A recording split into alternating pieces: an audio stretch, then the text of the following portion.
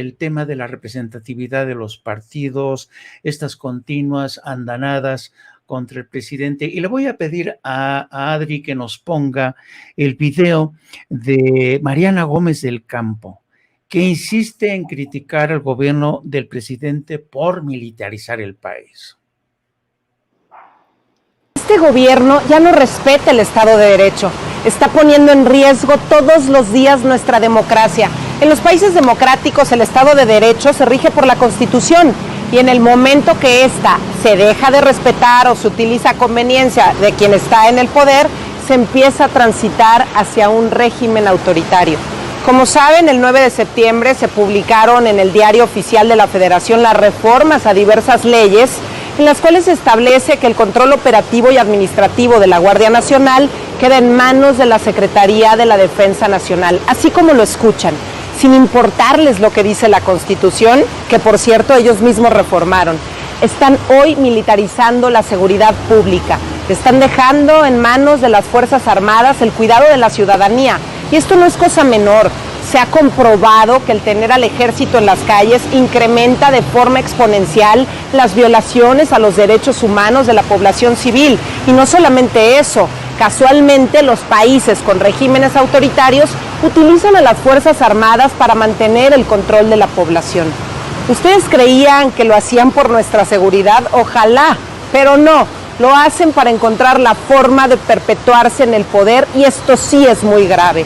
El balón hoy queda en la cancha de la Suprema Corte de Justicia de la Nación, que seguramente tendrá que resolver más de una acción de inconstitucionalidad. Ahí veremos su imparcialidad y si la división de poderes sigue siendo una realidad en nuestro país al tiempo.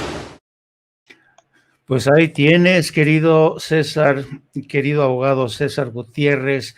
No sé si te diste cuenta, pero el video fue elegido precisamente para provocarte, porque tú escribiste justamente una columna esta semana en La Silla Rota, el fracaso de la Guardia Nacional, el mejor resultado a los intereses del caos. Platícanos, querido César.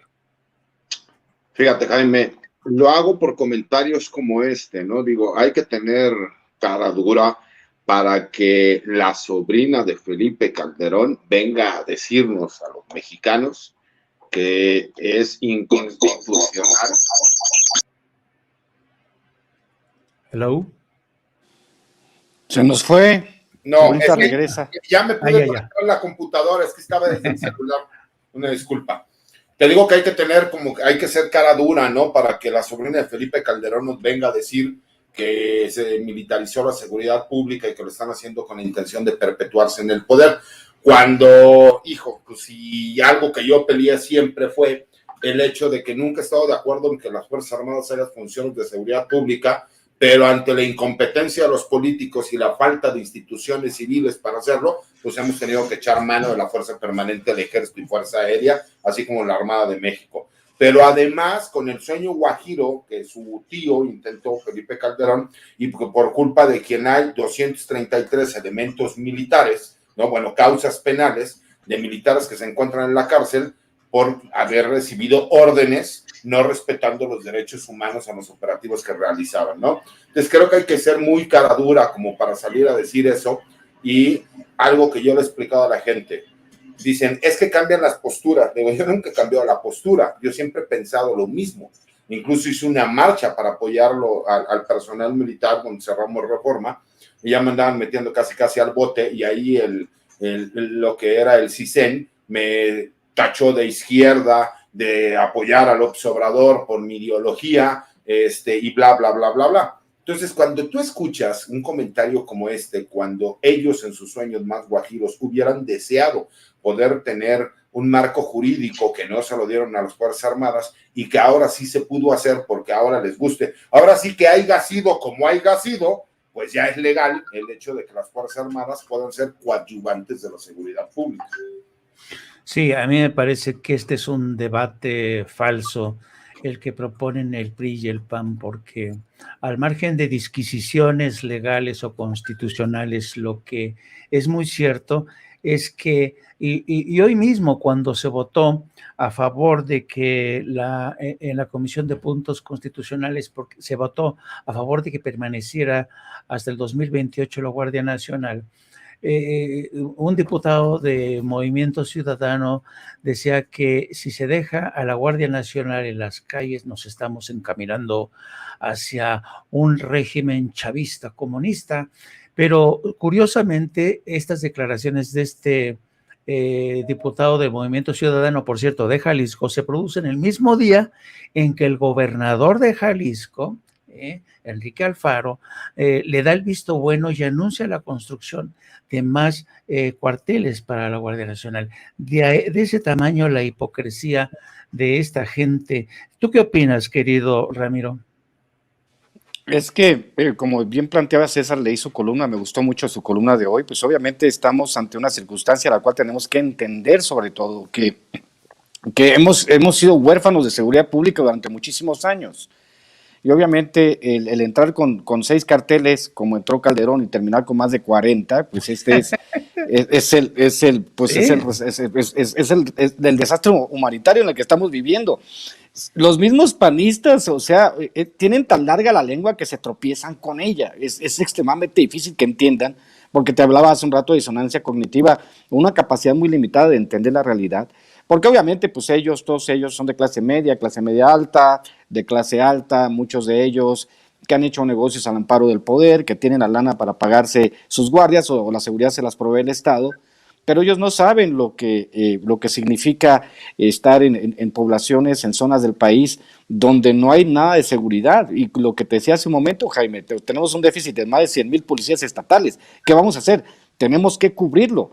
¿Quién es el que mejor puede hacer el reclutamiento para que haya policías honestos o haya Guardia Nacional honesta? El Ejército, porque el Ejército tiene los filtros. Dime que se le vas a entregar a la seguridad pública un comandante de la Policía Municipal que tiene nexos con el narco. O sea, como decía el dicho que le dan a Einstein, ¿no? Decían que no puedes hacer las mismas cosas haciendo lo mismo, no puedes esperar resultados diferentes haciendo lo mismo. Entonces lo que se está haciendo es tratar de tener resultados diferentes haciendo cosas diferentes. ¿Y qué es lo que estamos haciendo diferente? Como bien dice César, darle un marco legal a la Guardia Nacional y al Ejército para que operen en coadyuvar en el problema de seguridad. Porque si eso lo logramos y conquistamos por el lado de la justicia, yo lo decía ayer en otro programa, si se dignifica la labor de la policía, si se le pagan buenos salarios, si se hace lo mismo que se hace en países desarrollados, que un policía tenga un excelente sueldo, que no sea un policía municipal, un policía estatal ganen 40, 50 mil pesos al mes, tengan posibilidad de crédito para una buena casa, para una buena educación para sus hijos, pues obviamente es un policía que no se va a corromper, pero hay zonas del país en los que ganan 6, 7 mil pesos al mes. ¿Tú qué esperas de una policía como esa? Entonces, obviamente, lo que se está construyendo, hasta el mismo Alfaro lo sabe. Alfaro ha tenido que bajarle 3 rayitas a su histeria porque él sabe que... Oye, Pelón, hay lugares donde ganan 3,200 al mes los policías municipales. ¿Quién va a querer ser policía municipal en este país? Wow. Y que tengan que comprar sus propias balas, por ejemplo, ¿no? Y si tú le disparas a un delincuente te metes en una broncota porque hay un marco legal que te impide dispararla si no te cuecen, si te pegan 4 balazos y sobreviviste y matas al delincuente, pues a lo mejor la libras, ¿no? Pero si el cuate trae un cuchillo y te ataca, no le puedes disparar. Entonces, o sea, ese tipo de absurdos sí.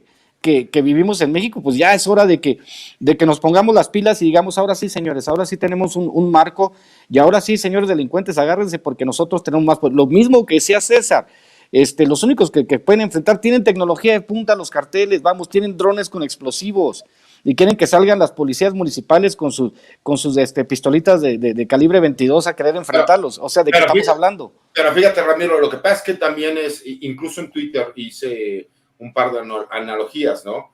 Tenemos que entender algo. Los especialistas los escuchamos que haz de cuenta que el pueblo de México es una persona que le está dando un infarto en ese momento. Y nosotros lo que tenemos ahorita es un paramédico. Entonces ese paramédico trata de ayudar al pueblo de México que le acaba de dar un infarto. Y salen todos estos pseudoespecialistas a decir, no, tiene que ser un médico con especialidad en cardiología quien lo tenga que hacer.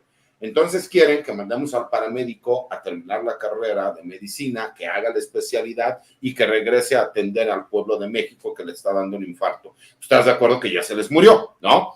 Y que la mayoría de esos famosos pseudoespecialistas, lo peor es que sí hay algunos que sí conocen del tema, pero parecería que tienen una agenda que quieren crear, ¿no? Una retórica para entonces, con algún interés mezquino, manejar situaciones, obviamente, que la gente lo único que hacen es confundirla. Y hay que entender algo bien claro. A ver, ustedes, y en este caso tú, Ramiro, que conoces la mayoría de la República Mexicana, ¿estás de acuerdo que no es lo mismo la delincuencia que se conoce en la Ciudad de México, acá en la Condechi, ¿no? En la Roma, en el Pedregal, las Lomas, que salen muchas de estos pseudoespecialistas a opinar, donde a lo mejor el tipo de policías que ellos buscan de proximidad social, pues puede atender las necesidades.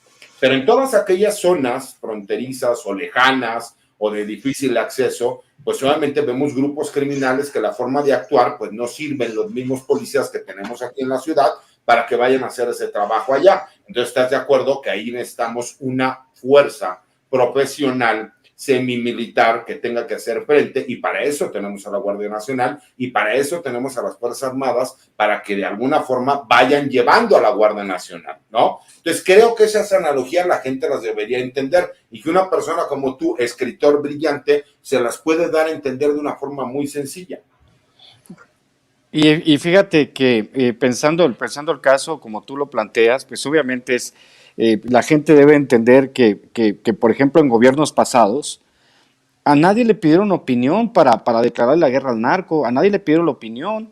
Entonces, esto se llama democracia por parvulitos, y se lo vamos a decir de nuevo aquí al público sin censura. El que gana pone la agenda.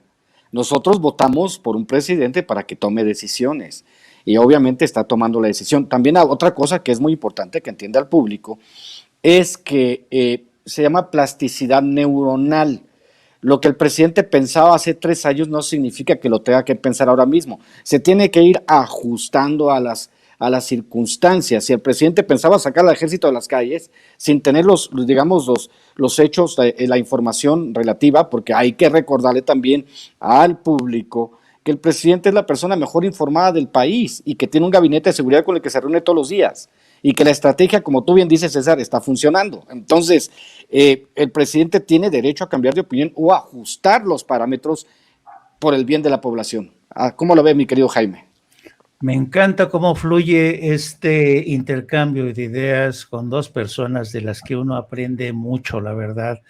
Yo coincido con César y contigo, querido Ramiro, en el sentido de que hay gente que a pesar de que a sabiendas de que la profesionalización de la Guardia Nacional requiere de años, por ejemplo, la Guardia Civil Española, que surge con Francisco Franco, la Gendarmería Francesa, que surge hace miles de años, con cientos de años, los Carabinieri Italiani, son fuerzas hoy súper profesionalizadas que además les costó un huevo y la mitad del otro alcanzar ese nivel de profesionalización. Incluso la Guardia Civil Española, de tener un carácter meramente autoritario bajo el general Franco, tuvo que regenerarse, tuvo que renovarse hacia una España más democrática durante el periodo de la transición, pero siempre teniendo en cuenta su continua profesionalización. Hoy